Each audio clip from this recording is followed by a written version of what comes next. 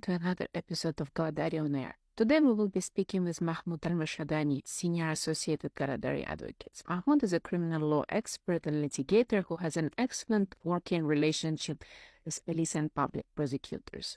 His criminal practice focuses on a whole spectrum of crimes from high-level embezzlement, fraud, breach of trust, and many more.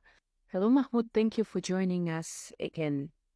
Mahmoud, what is the most common issue you face nowadays when it comes to labor law? Hi, Julia. Thank you very much for taking this presentation.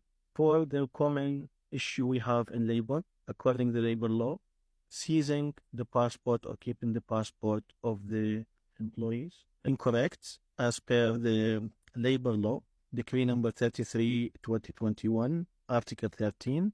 The employer cannot keep any personal documentation, such as credentials or passport or MS ID as well. So the main issue now, the passport. The employer is keeping the passport and his excuse that he needs the passport for cancellation or issuing a visa. And we all know they don't need the passport for now as original passport, to issue the visa. Everything can be done by a PDF copy. So that's the argument that they need it for. And even if they need it for a day or two, they should not keep that passport in the safe of the company or seize it and pressure the workers or put a big pressure to not return it back until they sign the settlement. So this is the main issue we have, and it's not going to end unless the people stop surrounding their passports. What one should do if his or her passport is being kept against their will? What should be the course of action?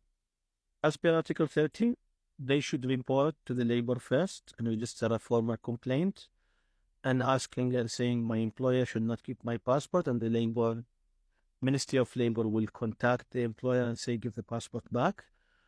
Second step, if it's not going to go, they have to go to the police station and report as an action that the passport is needed for any transaction in UAE. They need it for banks, they need it for proof and ID sometimes, they need it to do some personal things in the embassy, consulate. So they need to report to these two entities. But they should start with the labor. Then the second, if the labor cannot take such an action, they go to the police station and report on the employer. What kind of proof does one need to provide in order to be successful? Thank you very much for this question. It's a very important question. The proof is a very important point. The proof should be there. The employee of the worker, when they surround their passport, if they agreed, we say they should not agree, but if they agreed, they should not sign or give the passport unless they have a written document signed by the owner or the employer or the PRO saying that the passport is with the company or seized by the company or the HR. Or they should have a message in WhatsApp if they don't receive on an email, or even a voice message. So the proof is the most important point. Then they can report to the police and the labor, because the employer can easily say, I don't have his passport.